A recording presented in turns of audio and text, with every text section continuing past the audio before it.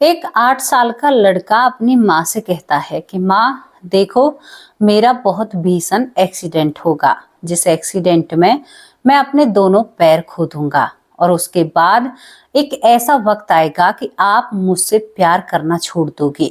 माँ कहती है कि तुम गलत हो, ना ही तो तुम्हारा कोई एक्सीडेंट होगा और ना ही मैं तुमसे प्यार करना छोड़ूंगी।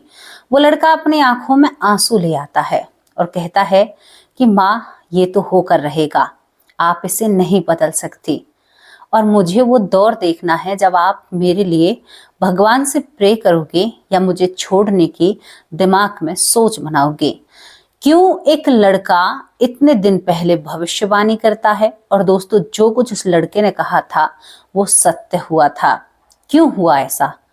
क्या वो लड़का कोई भगवान का दूत था या उसे किसी बात के बारे में पहले पता चल जाता था या मामला कुछ और था?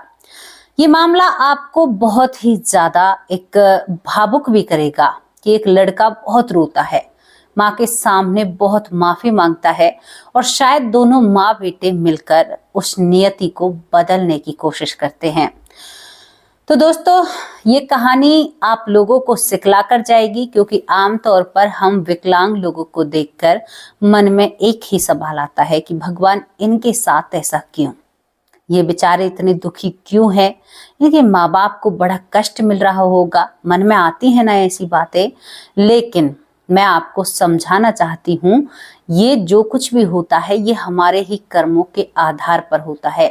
हमने कोई बुरा कर्म किया है, उसी वजह से हमारे साथ ऐसा घटित हुआ है, या हम किसी अंग के बिना पैदा हुए हैं या कुछ दिन बाद हमारा कोई अंग चला जाता है। अब हमें पीछे का तो नहीं पता, शायद उस जीवात्मा को भी नहीं पता होता जो इस स्थिति से गुजरती है। वो भी हमेशा यही कहती है कि प्रभु मैंने इस जन्म में तो कुछ नहीं किया। एक बीमार इंसान, आप कभी भी उससे मिलने के लिए चले जाइए, वो यही कहेगा कि इस जन्म में तो मैंने कोई पाप नहीं किए हैं। कभी भी आप कितने भी बीमार इंसान से या दुखी इंसान से, परेशान इंसान से जाकर मिलिए और वो आपसे यही बात कहेगा कि मैंने इस जन्म में ऐसा कुछ भी कर्म नहीं किया है जिसका मुझे भुगतान मिल रहा है। चलो ठीक है, आपने इस जन्म में नहीं किए, लेकिन पिछले जन्म का नहीं पता। वरना जब आपका टीवी आपके सामने चलेगा ना, भगवान आपकी जिंदगी का टीवी आपके सामने चलाएंगे, तो शायद आपको अपनी एक एक गलती आपकी आंखों के सामने आ जाती है। तो दोस्तों मेरी सोच के हिसाब से हालांकि कोई इंसान ऐसा नहीं अछूता रहा होगा कि किसी से कोई काम ना बिगड़ा हो या किसी से कोई गलती ना हुई हो। गलती यानी कोई अनजाने में या जानबूझ कर करते हैं। हालांकि आमतौर पर हम बचपन में ही कोई ना कोई ऐसी गलती कर देते हैं। सभी की जिंदगी में एक कहानी रही होगी कि मैंने बचपन में चींटियों को बेवजह मारा था, मैंने बचपन में जो चेटा होते हैं उन्हें बेवजह मारा था, मैंने ये पाप कर दिया था। क्योंकि सभी से हो जाते हैं दोस्तों। मैं भी आज आप सब लोगों के सामने एक चीज कहना चाहती हूँ। मैं बहुत छोटी थी, बहुत ही ज्यादा छोटी थी। तो गांव में आप लोग समझते हैं कि उपले, जो गोबर के उपले बनते हैं, अब उनके नीचे बिच्छू निकला करते थे। हमारे पापा ने घर बनवाया था। घर बनवाने के बाद जो घर का मलबा होता है वो जो गांव से थोड़ी सी बाहर, मतलब गांव में ही जहां पर गोबर डला करता था भैंसों का या पशुओं का, वहां पर डाल दिया था। अब मम्मी उपले बनाकर आया करती थी, तो मम्मी बोली, मैं छोटी सी थी तो मैं बिना मम्मी को पूछे ही, छुट्टियों के दिन चल रहे थे, यही दिन चल रहे थे। पहले आप लोगों को पता होगा कि पहले 2.5 महीने की छुट्टी पड़ा करती थी सरकारी स्कूलों की। मैं पता नहीं मेरे दिमाग में क्या आता है, पूरे घर के लोग सोए हुए थे और मेरी उम्र ऐसी होगी 6 से 7 साल की, और मैं जाकर, और एक मेरे मामा की लड़की मेरे साथ होती हैं। ये पाप मुझे अब तक भी याद है और मैं इसका बहुत ही ज्यादा मन में अफसोस भी करती हूँ कि मैंने उस समय ऐसा क्यों किया, लेकिन मुझे ज्ञान नहीं था। अब उपले को उठाते हैं हम, मामा की लड़की उपला उठाती है और मैं एक पत्थर लेती हूँ और उन पत्थरों से जो बिच्छू नहीं होते हैं, उसके नीचे बिच्छू निकलते थे या कातर जैसी कुछ चीज निकल करती थी, तो मैं उन्हें मार देती थी। मैं आप सभी लोगों के सामने ये बात एक्सेप्ट कर रही हूँ, मैं उन्हें मार देती थी। और उस दिन मुझे आज तक गिनती नहीं है मैंने कितने जीवों को मारा होगा उस दिन अनजाने में। और यहाँ पर मैं ही नहीं रही, मेरे मामा की लड़की तो गिनती थी कि 1 2 3, मतलब जितनी मुझे गिनती भी पूरी नहीं आती थी। उस समय 5 साल की उम्र में स्कूल में पढ़ने के लिए बैठा करते थे, यानी पढ़ने के लिए जाया करते थे। अब तो 2.5 साल के बच्चे चले जाते हैं। मैं सभी लोगों के सामने क्यों कहना चाहती हूँ, क्योंकि कई बार कमेंट आए हैं, लोग कहते हैं कि सब ऐसे होते हैं। ये पाप तो मुझे बहुत अच्छे से याद है, और शायद परमात्मा पता नहीं इसका कहाँ मुझे भुगतान भरना पड़ेगा, लेकिन मैंने आप लोगों के सामने रख दिया, क्योंकि जो कुछ है सब कुछ सबके सामने है, छुपाए नहीं छुपती ये चीजें। और मैं आपको एक बात हकीकत में बता देना चाहती हूँ, जितना मेरा परिवार है, शायद मैं दिल से आप लोगों से इस बात को बोल रही हूँ, मैं उसे भूले नहीं भुलाती हूँ। जब अब मुझे इन चीजों का बोध होता है, ज्ञान होता है, जब समझ आई मुझे इन चीजों की, मैंने घर पर भी आकर नहीं बताया, तो मुझे भारी दुख हुआ। मैं काफी दिन चिंता में भी रहती हूँ, और मेरा मन भी रहता है कि कुछ लोगों से पूछूं कि इसका मुझे क्या भुगतना पड़ेगा, मेरे साथ क्या होगा। बस इसी कस में रहती हूँ, लेकिन भगवान का नाम जितना होता है इतना याद करती हूँ। हालांकि मैं बचपन से पूजा पाठ पर भी बहुत विश्वास करती हूँ, बहुत पूजा करती हूँ।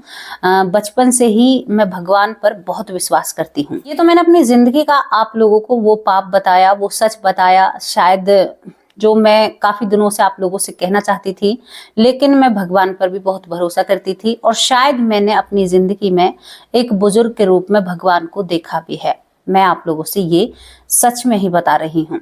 ये किस्सा बहुत बड़ा है, जहां मैंने भगवान को साक्षात पाया। शायद वो मुझे नहीं पता कौन से भगवान थे, लेकिन उन्होंने मुझे जो आशीर्वाद दिया उस दिन, वो आशीर्वाद पूरा हुआ। और शायद जिंदगी में मैंने कभी भी ऐसा नहीं देखा कि 7 दिन के अंदर या 4 दिन के अंदर आपका आशीर्वाद पूरा हो जाए। उन्होंने कहा तुम्हारी मम्मी ठीक हो जाएगी। मेरी मम्मी को उस वक्त डॉक्टरों ने कैंसर घोषित कर दिया था। मैं इसी एज की रही होंगी। मैं मंदिर जाया करती थी, सुबह सुबह डेली मेरा मंदिर जाने का काम था। सुबह उठते ही थोड़ा बहुत काम किया, वरना 6 बजे मैं मंदिर पहुंच जाया करती थी, और छोटा सा डिब्बा लेकर जाया करती थी, वही चला करता था मुझसे पैदल। तो मंदिर में उस समय कोई भी नहीं था, कोई भी नहीं था। मम्मी को रात को हॉस्पिटल लेकर गए थे, बीमारी के कारण मम्मी बिस्तर पर थी। मैं मंदिर में जाकर बहुत रोती हूँ, इतना रोती हूँ कि बस यही आवाज निकलती। बचपन था, हरे भगवान मेरी मम्मी को ठीक कर दो ना, तुम बैठे हो अंदर। मैं मतलब इस तरह से, आप यकीन नहीं मानोगे, मैं मंदिर में जाकर, और सामने भगवान जी बैठे हैं, और यहाँ पर भगवान जी थे कृष्ण कन्हैया, वो सामने बैठे होते हैं। ठाकुर जी बोलते हैं हमारे वहां पर। ठाकुर जी से बहुत जोर जोर से रो रो कर, मतलब ऐसे आल्टी पाल्टी मारकर, और छोटी सी थी मैं, 6-7 साल की, और भगवान से कह रही हूँ तुम भीतर बैठे हो, मेरी मम्मी ठीक कब होगी, अब मेरी मम्मी कैसे बचेगी। डॉक्टर ने कह दिया था कि इनका बचना, मतलब ये बच नहीं सकती, आप इन्हें घर ले जाइए या कुछ भी करिए। मैं उस दिन इतना रोई, इतना रोई, आप यकीन नहीं मानोगे। मेरी आंखें बंद थी, और मैं आंखें बंद कर जोर जोर कर दहाड़े मार मार कर रो रही थी मंदिर में। अब वहां एकदम एक बुजुर्ग व्यक्ति आता है, और एक बुजुर्ग व्यक्ति मुझसे कहता है कि बेटा तू क्यों रो रही है। वाक्य में बता रही हूँ, सच में ही उस समय मंदिर में कोई भी नहीं था। सुबह के 6 बज रहे थे, यानी 6 बजे उस समय हमारे गांव में जो मंदिर था, मंदिर के स्थल कई जगह हैं, मतलब कई जगह हैं कि यहाँ पर ये भगवान जी हैं, ठाकुर जी हैं, यहाँ पर हनुमान जी हैं, हर मंदिर में ऐसा होता है। लेकिन जहां पर मैं बैठी थी वो करीबन 15 सीढ़ी ऊपर जाकर, वहां पर गांव के लोग ज्यादा नहीं जाया करते थे, लेकिन मैं सुबह सुबह ठाकुर जी के दर्शन जरूर कर आया करती थी। ये मेरी एक, मतलब मम्मी के साथ आना जाना था, लेकिन जब मम्मी बीमार हो जाती हैं तो वो चीज मैं करती हूँ। अब आपको बताने लग गई तो इस बात को पूरी ही बताती हूँ। दोस्तों, मैं इतनी धाड़े मार मार कर जब रोती हूँ, तो एक बुजुर्ग व्यक्ति आता है, मेरे सर पे हाथ रखता है, कहता है कि बेटा क्यों रो रही हो। वो मेरे पास आकर बैठते हैं, ठाकुर जी सामने होते हैं, बगल में हनुमान जी का मंदिर था, और वो मेरे पास आकर बैठते हैं और मुझे अपनी गोद में बिठाते हैं। बहुत बुजुर्ग व्यक्ति थे दोनों। उन्होंने अपने हाथों से मेरे आंसू पोंछे। मेरी मम्मी, जिनको शायद दिमाग में यानी सर में, उस समय तो जानते भी नहीं थे, उस समय दोस्तों ब्रेन ट्यूमर, हम तो यही कहा करते थे कि हमारी मम्मी के सर में गांठ हो रही है, यानी अंदर की तरफ।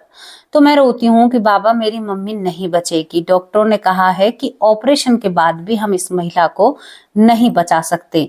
तो वो कहता है कि क्यों रोती है, तुम्हारी मम्मी को कुछ नहीं होगा, तुम्हारी माँ बिल्कुल स्वस्थ होकर 2 दिन में घर आ जाएगी। मैंने कहा ऐसा नहीं आएगी। पापा ने कहा है कि मैं मम्मी के साथ जा रहा हूँ, ऑपरेशन होगा, जाने कितने दिन लगेंगे। हम 4 बहन भाई छोटे छोटे, हमें ही घर संभालना था। वो माहौल ऐसा होता है कि मैं आपको क्या बताऊं। उसके बाद आप सुनोगे, उन्होंने भगवान जी का जो भोग वहां पर रखा हुआ था उसमें से मुझे भोग खिलाया और कहा कि तू निश्चिंत तो हो जा, तुझे मेरी बात पर भरोसा नहीं है? मेरी लाडो, मेरी बेटी, मैं उनकी गोद में जब बैठी थी ना, एक अजीब सा अनुभव था मुझे। मैं आज इस सभी के सामने साझा नहीं करना चाहती थी, लेकिन फिर भी मैं अपने आप को नहीं रोक पाई, आप लोगों के सामने साझा करने थे। दोस्तों, उस बुजुर्ग बाबा ने मुझे ऐसा आशीर्वाद दिया।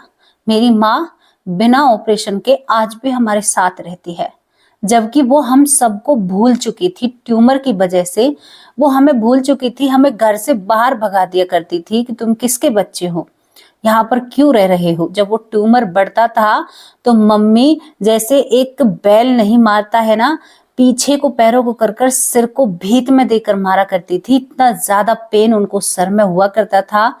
उनका एक भी ऑपरेशन नहीं हुआ उस दिन के बाद। मैं तब हूं, मैं आप लोगों से कैसे कहूं, मैं तभी तो भगवान पर इतना भरोसा करती हूँ।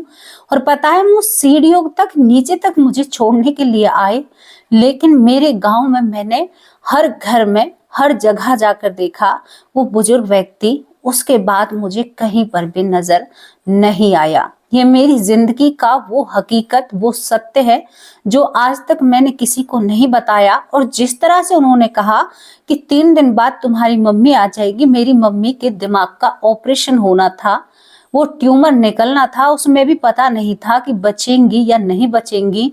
मेरी मम्मी को अचानक से हॉस्पिटल में होश आता है।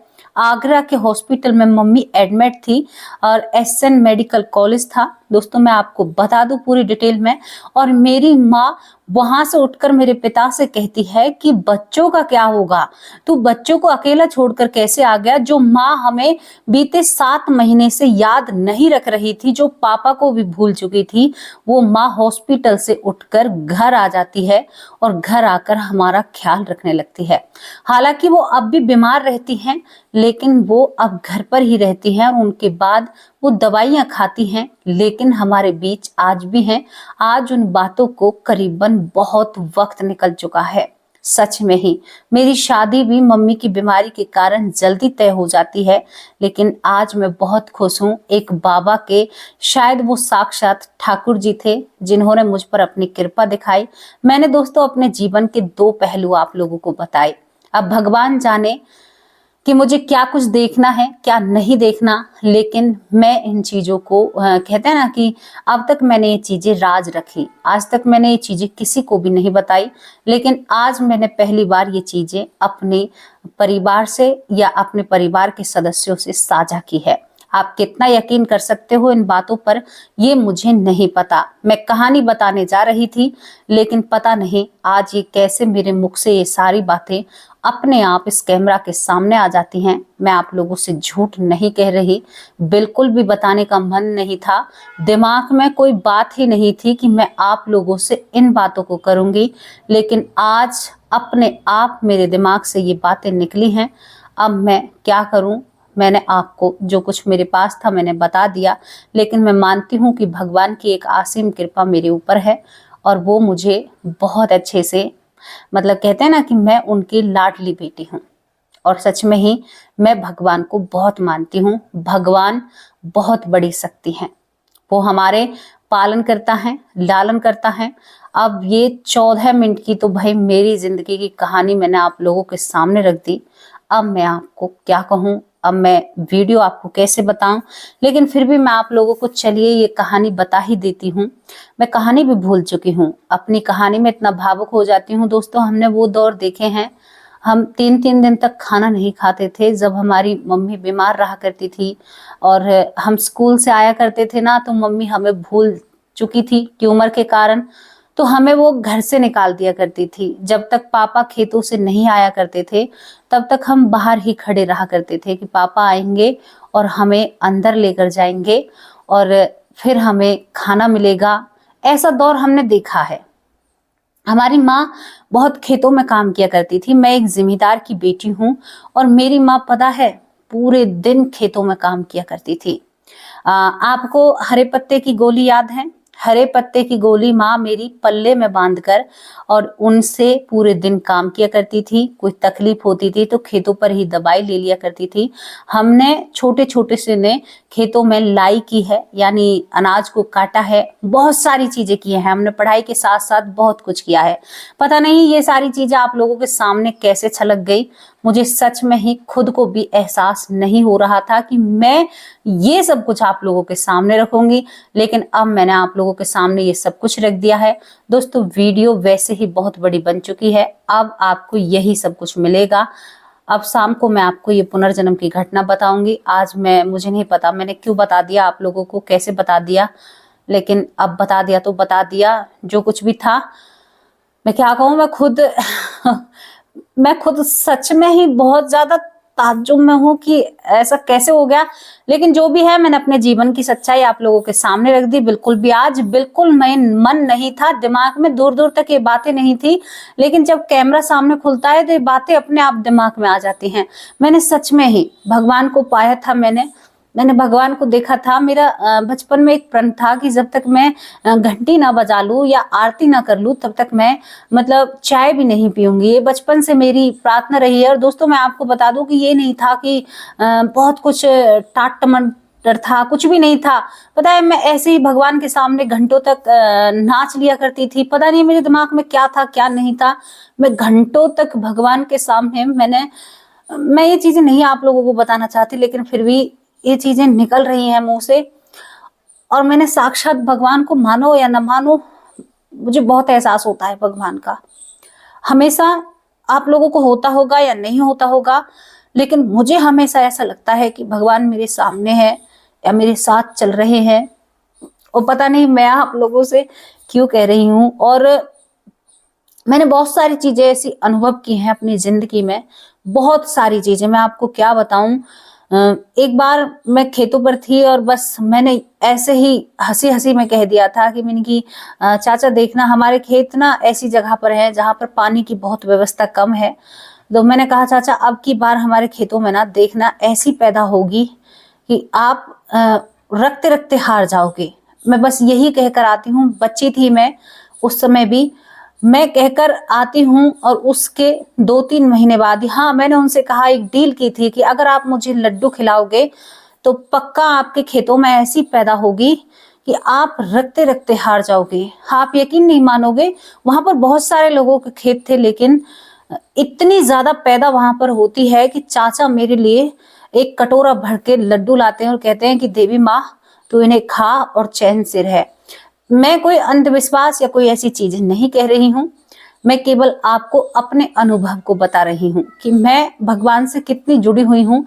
लेकिन फिर भी पता नहीं वो मेरे दोस्त हैं या मैं उन्हें पिता मानती हूँ, जो भी मानती हूँ, लेकिन जब मैं नास्तिक लोगों को देखती हूँ ना तो मुझे एक आहत होती है, दुख होता है, तकलीफ होती है कि लोग ऐसे क्यों हैं, क्यों भगवान का अपमान करते। पता है बहुत रोष आता है, गुस्सा आता है जब कोई भगवान का अपमान करता है, बहुत ही गुस्सा आता है। और हमारे आराध्य के बारे में जब कोई बोलता है ना तो बस कह नहीं सकते हम। तो मतलब मैंने ये 2 बातें आपको क्या साझा की। दोस्तों जैसी भी आपको लगी हो अपनी राय कमेंट बॉक्स में जरूर रखना। अब मैं जो स्टोरी है वो शाम के वक्त, वरना मैं जाने क्या क्या बोल जाऊंगी आप लोगों से।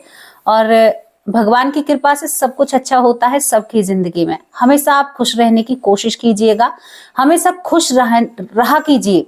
पता है आप जितने खुश रहोगे ना, आपके ऑरा में और लोग भी जो आएंगे वो भी खुश रहेंगे। आप हमेशा अच्छाई की तरफ अपना रुझान रखना, चाहे कुछ भी हो जाए। हमें हर चीज का, अपने धर्म, अपने शास्त्र, अपनी नियति, सभी का हमें ध्यान रखना चाहिए। तो मेरी जिंदगी का एक छोटा सा पार्ट था जो मैं कहना नहीं चाहती थी, लेकिन आप लोगों से कह दिया। कैसा लगा? जो भी आपकी राय है अपनी राय कमेंट बॉक्स में जरूर रखना।